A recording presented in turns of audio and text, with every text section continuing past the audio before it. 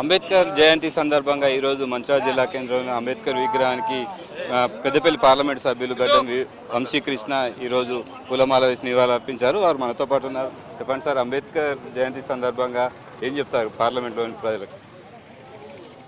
మనము చాలా ముఖ్యమైన సమస్య ఇప్పుడు డీలిమిటేషన్ అని చెప్పి పార్లమెంట్ సమావేశాల్లో రాబోతున్నది. దాని గురించి ప్రత్యేక చర్చలు 16వ తారీఖు నుంచి నడవబోతున్నాయి.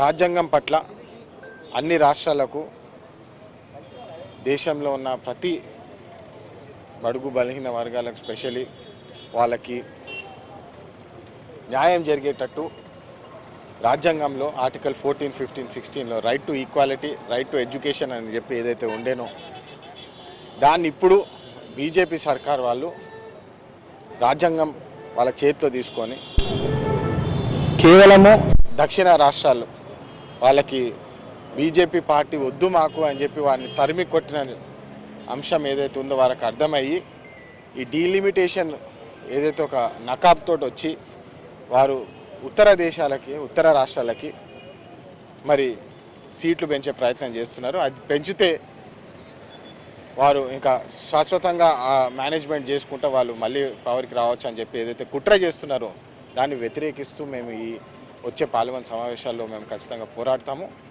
అంబేద్కర్ గారు చూపించిన దారిలో మేము ఖచ్చితంగా నడుస్తాము. ప్రతి బడుగు బలహీన వర్గాలకు, అందరికీ, మహిళలకు ప్రత్యేకంగా వాళ్ళ హక్కుల ప్రకారము ఏదైతే వారు దారి చూపించినారో ఆ దారిలో నడిచి మేము ఖచ్చితంగా పోరాటం చేస్తాము.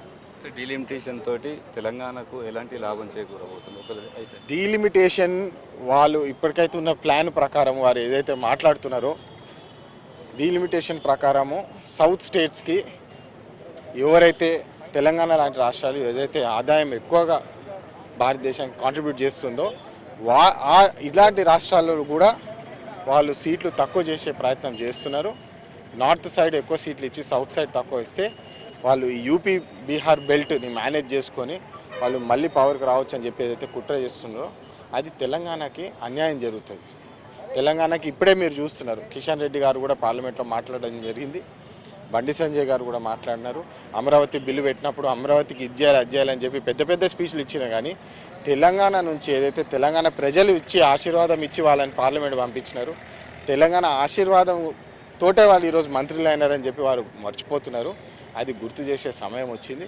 ఖచ్చితంగా పెద్దపల్లికి, మంచిర్యాల డిస్ట్రిక్ట్కి నిధులు ఏదైతే హక్కు ప్రకారం నిధులు రావాల్సి ఉందో దాని మీద ఖచ్చితంగా పోరాటం చేస్తాం. తెలంగాణ ఏర్పడడానికి కారణం కాంగ్రెస్ పార్టీ, కానీ అప్పుడు బీజేపీ పార్టీ కూడా మద్దతుతోటి తెలంగాణ రాష్ట్రాన్ని ఏర్పరచుకున్నాం. కానీ తెలంగాణకు నిధులు ఇవ్వడంలో బీజేపీ ఎందుకు నిర్లక్ష్యం చేసిందంటే ఏం చెప్తాం?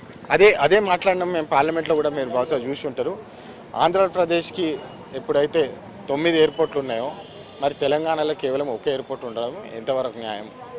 మరి అదేవిధంగా ప్రాజెక్ట్స్ కూడా దాదాపు 5 లక్షల కోట్ల రూపాయలు వాళ్ళు ఆంధ్రాకి కేటాయించడం జరిగింది. కానీ తెలంగాణకి సెమీకండక్టర్ ఫెసిలిటీ రావాలని చెప్పి, నేను పెద్దపల్లికి ప్రత్యేకంగా సెమీకండక్టర్ ఫెసిలిటీ రావాలని చెప్పి ఏదైతే ప్రపోజల్ పెట్టినామో దాన్ని కూడా అప్రూవ్ చేయలేదు. దాన్ని కూడా లాస్ట్ మినిట్ ఆంధ్ర తీసుకుపోయినారు. ఇది మొత్తం ఒక గేమ్ నడుస్తున్నది. ఆ గేమ్ వ్యతిరేకంగా మేము పోరాడతాం. మొత్తానికి తెలంగాణకు మాత్రం బీజేపీ కేంద్ర ప్రభుత్వం మాత్రం అన్యాయం చేస్తుంది. డీలిమిటేషన్ తోటి తెలంగాణకు నష్టం జరిగేలా మాత్రం బీజేపీ ఒక పూరితంగా కుట్ర చేస్తుంది. పార్లమెంట్లో నిరసన చెప్తామని చెప్పి మనతో పాటు పెద్దపల్లి ఎంపీ గడ్డం వంశీకృష్ణ తెలిపారు. కెమెరామెన్ సమయతో శ్రీనివాస్, మంచిర్యాల నుండి.